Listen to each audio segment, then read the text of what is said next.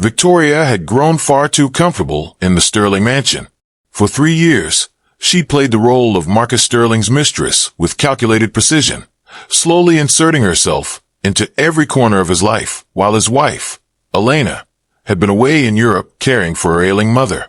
Victoria redecorated the master bedroom, hosted dinner parties with Marcus's business associates, and even had the audacity to wear Elena's jewelry from the safe. She convinced herself that Elena would never return, that the frail woman would fade away in some Parisian hospital, leaving the path clear for Victoria to become the second Mrs. Sterling. But on a crisp October morning, everything changed. Victoria was lounging by the pool, sipping champagne and planning which of Elena's remaining possessions to claim next, when she heard the front door open.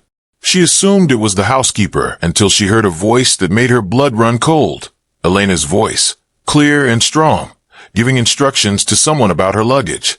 Victoria rushed inside to find Elena, standing in the foyer, looking nothing like the weakened woman she'd imagined. Elena had returned healthier, more composed, and radiating a quiet authority that filled the entire house. Her mother had recovered, and Elena had spent those years not just caring for her, but also consulting with lawyers, investigators, and financial advisors. She knew everything about Victoria, every lie, every manipulation, every cent Marcus had spent on her. "You must be the interior decorator Marcus mentioned," Elena said coolly, her eyes sweeping over Victoria with devastating clarity. "Though I don't recall authorizing these particular changes to my home."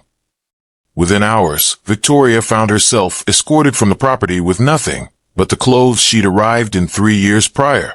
Elena had systematically dismantled every claim Victoria thought she had. The gifts were returned, the credit cards canceled, and Marcus, faced with the choice between his wife's considerable family fortune and his mistress, made the only logical decision a businessman could make.